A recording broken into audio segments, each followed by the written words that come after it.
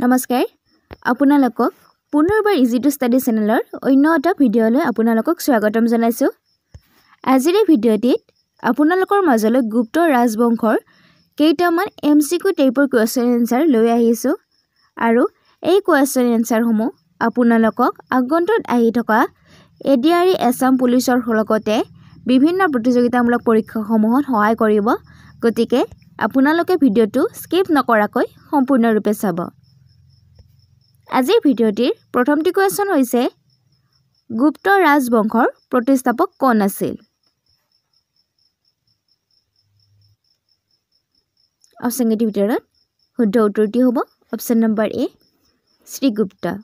মনত ৰাখিব গুপ্ত ৰাজবংশৰ প্ৰতিষ্ঠাপক হৈছে শ্ৰীগুপ্ত। নেক্সট কুৱেশ্যনটি আছে গুপ্ত ৰাজবংশক ভাৰতীয় সভ্যতাৰ কোন যুগ বুলি বৰ্ণনা কৰা হৈছে?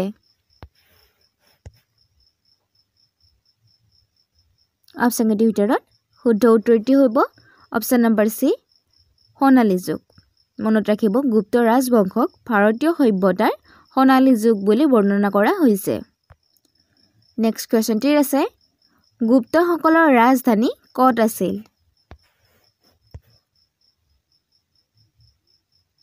অপশ্যনকেইটিৰ ভিতৰত শুদ্ধ উত্তৰটি হ'ব অপশ্যন নম্বৰ চি পাটলিপুত্ৰত। মনত ৰাখিব গুপ্তসকলৰ ৰাজধানী পাটলিপুত্ৰত আছিল।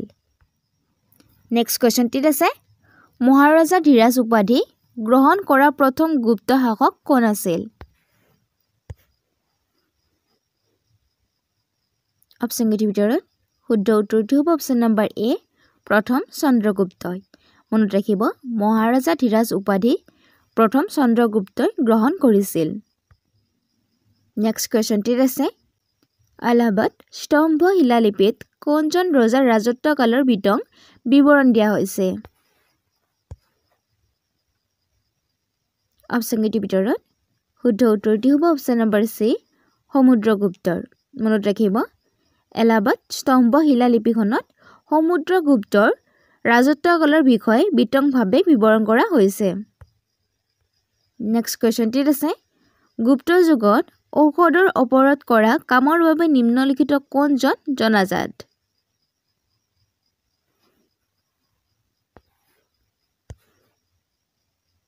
অপশ্যনকেইটিৰ ভিতৰত শুদ্ধ উত্তৰটি হ'ব অপশ্যন নম্বৰ বি সুশ্ৰুত। মনত ৰাখিব গুপ্ত যুগত ঔষধৰ ওপৰত কৰা কামৰ বাবে সুশ্ৰুত ব্যক্তিজন জনাজাত। নেক্সট কুৱেশ্যনটিত আছে তলত উল্লেখিত গুপ্ত যুগৰ সাহিত্যিক ব্যক্তি কোন?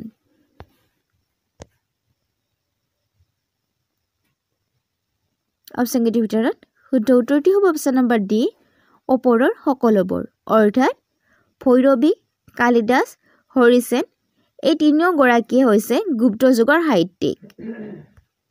আৰু ইয়াৰ লগতে আপোনালোকে মনত ৰাখি থৈ দিব হৰিসেন হৈছে দ্বিতীয় চন্দ্ৰগুপ্তৰ ৰাজকবি।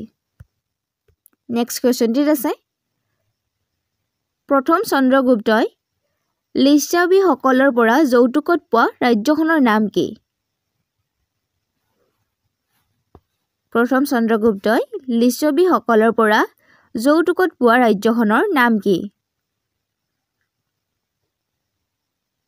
অপশ্যনকেইটিৰ ভিতৰত শুদ্ধ উত্তৰটি হ'ব অপশ্যন নম্বৰ এ পাটলিপুত্ৰ। মনত ৰাখিব প্ৰথম চন্দ্ৰগুপ্তয়ে লিচ্ছাবীসকলৰ পৰা পাটলিপুত্ৰ ৰাজ্যখন যৌতুকত পাইছিল। নেক্সট কুৱেশ্যনটিত আছে কবি কালিদাস আৰু জ্যোতিৰ্বিজ্ঞানী আৰ্যভট্ট কোন ভাৰতীয় শাসকৰ ৰাজসভাত উপস্থিত আছিল?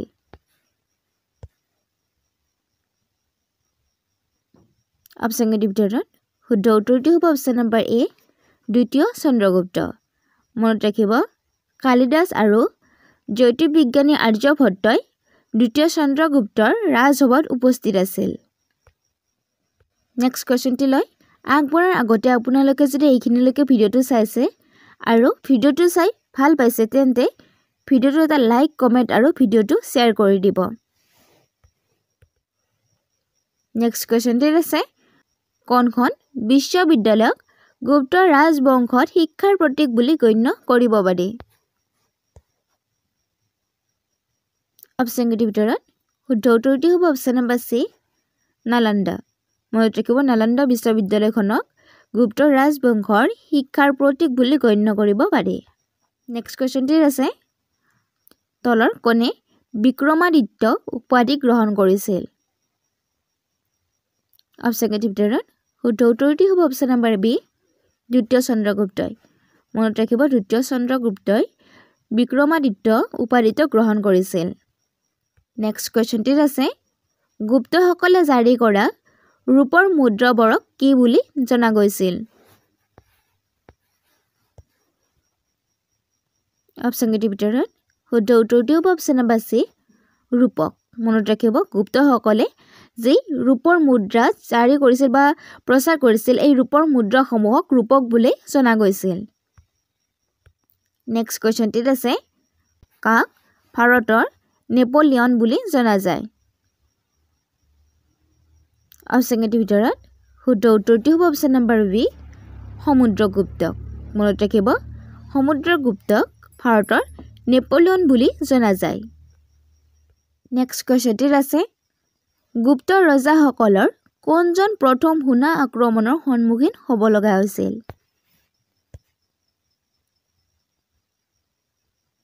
অপশ্যন এ ভিতৰত শুদ্ধ উত্তৰটি হ'ব অপশ্যন নম্বৰ চি প্ৰথম কুমাৰগুপ্ত মনত ৰাখিব প্ৰথম কুমাৰগুপ্তই প্ৰথম হুনা আক্ৰমণৰ সন্মুখীন হ'ব লগা হৈছিল নেক্সট কোৱেশ্চনটি আছে কোন গুপ্ত শাসকে হুনা আক্ৰমণক প্ৰতিৰোধ কৰিছিল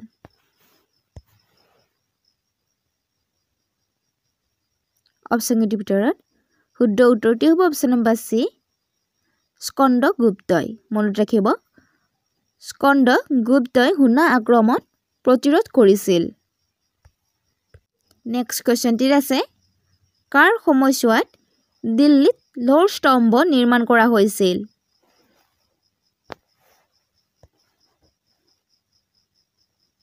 অপশ্যন এ ভিতৰত শুদ্ধ উত্তৰটি হ'ব অপশ্যন নম্বৰ বি দ্বিতীয় চন্দ্ৰগুপ্তই মনত ৰাখিব দ্বিতীয় চন্দ্ৰগুপ্তৰ সময়ত দিল্লীত লৌহ স্তম্ভ নিৰ্মাণ কৰা হৈছিল নেক্সট কোৱেশ্চনটি আছে এলাহাবাদ প্ৰশস্তিৰ ভাষা কি আছিল এলাহাবাদ প্ৰশস্তিৰ ভাষা কি আছিল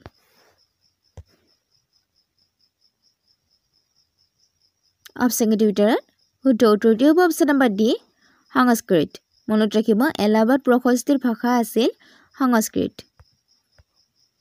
কোৱেশ্চনটি আছে গুপ্ত যুগৰ কোনটো শিলালিপিয়ে ভূ বিক্ৰীৰ সম্পৰ্কে বিৱৰণ দিয়ে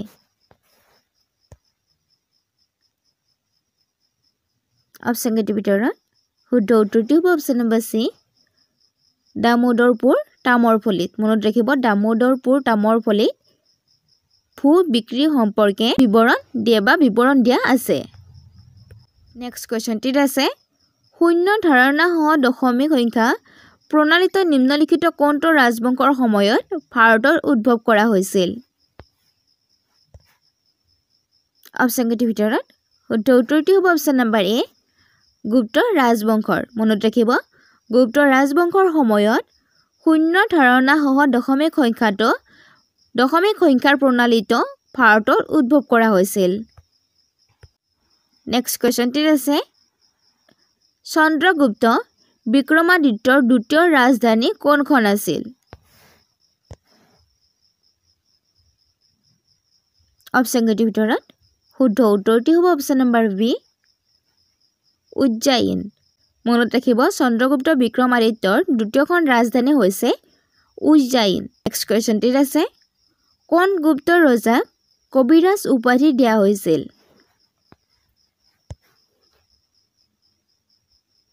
অপশ্যন এ ভিতৰত শুদ্ধ উত্তৰটি হ'ব অপশ্যন নম্বৰ চি সমুদ্ৰগুপ্তক মনত ৰাখিব সমুদ্ৰগুপ্তক কবিৰাজ উপাধি দিয়া হৈছিল কোৱেশ্চনটি আছে গুপ্ত সাম্ৰাজ্যৰ প্ৰতীক কি আছিল অপশ্যন এ ভিতৰত শুদ্ধ উত্তৰটি হ'ব অপশ্যন নম্বৰ এ গৰুড মনত ৰাখিব গুপ্ত সাম্ৰাজ্যৰ প্ৰতীক আছিল গৰুড নেক্সট কোৱেশ্চনটি আছে চীনা ভ্ৰমণকাৰী ফ্ৰা হিয়েনে কাৰ শাসনকালত ভাৰত ভ্ৰমণ কৰিছিল